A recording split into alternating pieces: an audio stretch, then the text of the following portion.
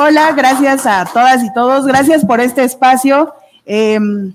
Como marabunta, como mujer marabunta, para mí es increíble estar acá, es algunas de las cosas que jamás pensamos que íbamos a hacer, como estar en este tipo de foros y este formato y hablarle a la gente y muchos países, siempre para nosotros es nuevo, es mágico y es justo sacarnos de donde nosotros siempre estamos, que es la calle, ¿no? Para nosotros, desde que empezó la organización, lo importante fue estar en la calle y romper las formas que se hacían, crear nuevas formas. Entonces, cuando pasó esto por mi cabeza y dije, pero yo ¿por qué voy a ir a este foro? Voy a hablarle a la gente porque yo qué sé. Que entonces empecé a hacer esta historia que ahora les quiero contar. Justo Marabunta es una organización de la sociedad civil que está al norte de la Ciudad de México, en uno de los barrios con mayor índice de pobreza, de violencia, donde hay consumo, venta de drogas, donde hay crimen organizado, donde al menos 3 veces a la semana escuchas balazos alrededor. Y entonces los jóvenes de ese momento, hace varios años ya, decidieron crear esta organización creyendo en el arte, la cultura, como una herramienta de construcción de paz. Fueron jóvenes creando un nuevo cambio en su comunidad. Y entonces yo lo ubico como grandes eras de realidades que alcanzaron a Marabunta. Esta fue la primera. La segunda fue justo el 1 de diciembre del 2012, cuando supimos que quienes estaban en las movilizaciones, quienes estaban siendo agredidos, perdiendo los ojos, incluso perdiendo la vida en esa movilización, en su mayoría eran jóvenes. Y entonces decidimos ir con lo que nosotros sabíamos hacer, que era ayudar con primeros auxilios. Nadie tenía, ni hasta el momento ninguno de nosotros tiene un título, pero sabíamos que era importante mover de ese lugar a las personas para entonces que pudieran seguir en la lucha y defensa de sus derechos humanos. Y este trabajo en movilizaciones sociales nos llevó a conocer a muchísimas víctimas alrededor de todo este país. Hay muchas víctimas con muchas diferentes luchas que van desde la defensa del territorio hasta la búsqueda de sus hijas e hijos desaparecidos y el tema del momento, las mujeres víctimas de violencia, las mujeres feministas que salen a las calles. Y esto nos llevó a la tercera era, por así decirlo, como yo lo nombro, de Marabunta, que fue acompañar las brigadas de búsqueda de personas desaparecidas. Las brigadas autónomas de las familias que han decidido ir a los cerros y buscar ellas y ellos a sus hijas e hijos. Digamos que esta es mi historia general de Marabunta y entonces me di cuenta que sí teníamos que contarles acá, que hacíamos no lo que hemos hecho nosotros, sino lo que hemos visto del ejemplo de las víctimas, en su mayoría y en todas las luchas, mujeres. Mujeres, niñas, adolescentes, jóvenes, adultas. Mujeres que han emprendido luchas, que han llevado la batuta, que han creado nuevas formas para buscar justicia, para encontrar a sus desaparecidos, para visibilizar la violencia que se vive todos los días en este país y en el mundo. Y entonces, el tema que nos trae acá, que es la protesta social. Primero quisiera decirles que lo que hemos nosotros descubierto es que la movilización social no solo se vuelve como un proceso de reivindicar las luchas de las personas, sino que quienes recurren a la movilización social han sido víctimas de muchas violencias más, han recurrido a muchas formas, digamos, legales de buscar y acceder a la justicia y no han tenido justo ese acceso a la justicia. Entonces recurren a la movilización social en su mayoría como uno de los últimos recursos después de haber vivido múltiples violencias. Y entonces la movilización social se convierte en eso, pero también se convierte en un momento de encuentro donde lo que se está ahí en juego es el propio corazón. Las personas están ahí gritando consignas, pero lo que sale por sus bocas en palabras es su propio corazón destrozado. Y entonces yo ubico este momento de la movilización como un momento de caminar y sentir, de caminar juntas y juntos y sentirnos juntas y juntos en ese espacio. El FLEPS hizo un estudio de opinión. El FLEPS es el Frente por la Libertad de Expresión, que forman varias organizaciones. Hizo un estudio de opinión donde le preguntaban a la gente que no iba a las movilizaciones si estaba de acuerdo o no con las movilizaciones. Y la gente decía que sí. Y decía que se unía más cuando entendía las consignas que decían en esas movilizaciones.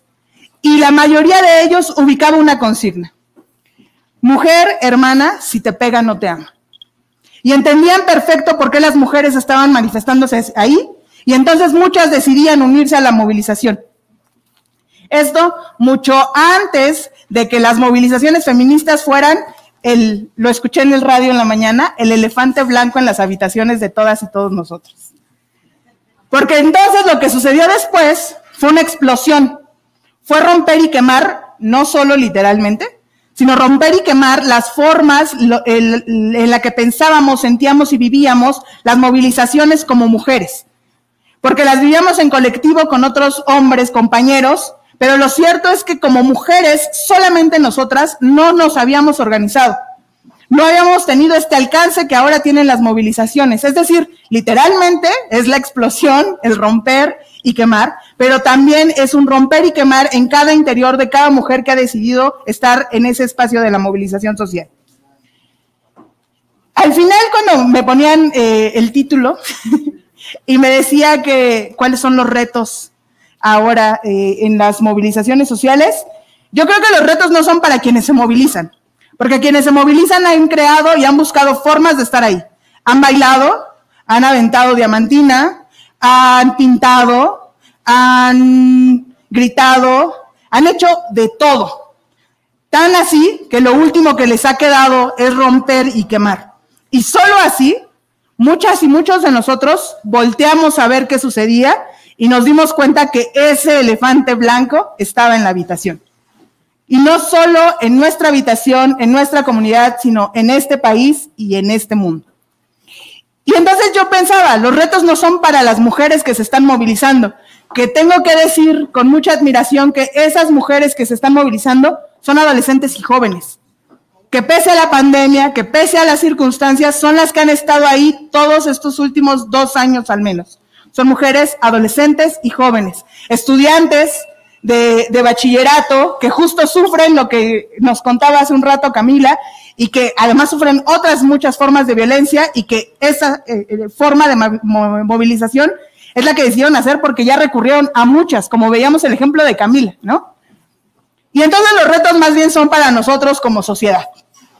El primero y el más importante creo que sería convertir el espacio público de la movilización social de nuevo un espacio comunitario.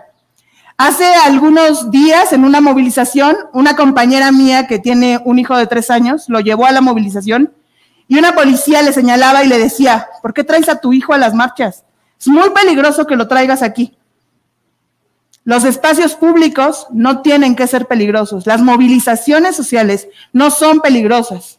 Las y los niños tienen derecho de estar en estas movilizaciones y formar parte de ellos, porque todas las luchas lo que buscan es la no repetición. Y esa no repetición son para nuestras niñas y niños.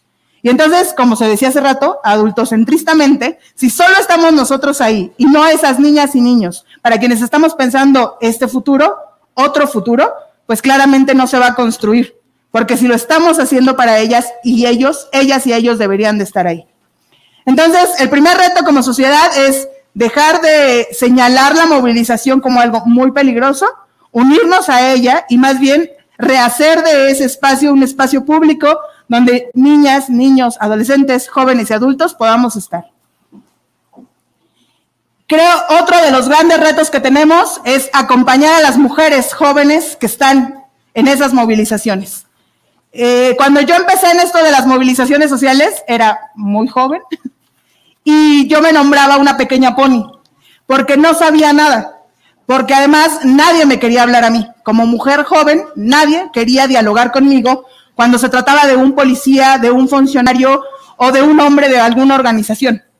No querían hablar con una mujer joven.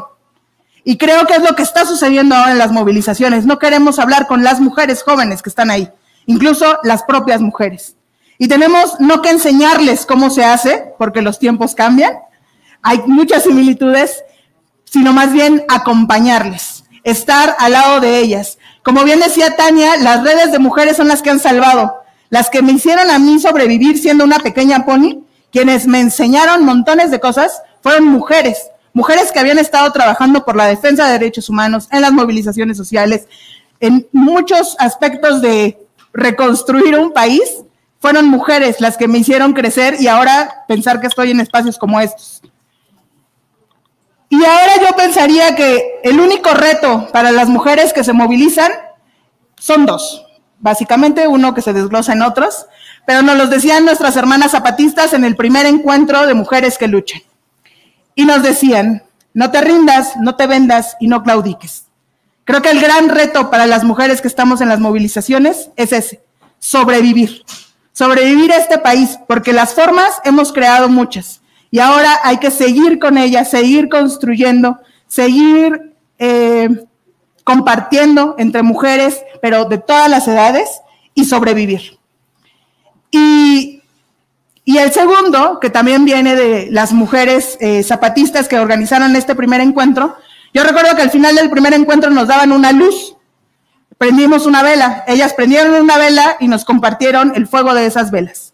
Y nos decían como tarea que teníamos que llevar esa luz a los espacios donde lucháramos, desde lo que hiciéramos.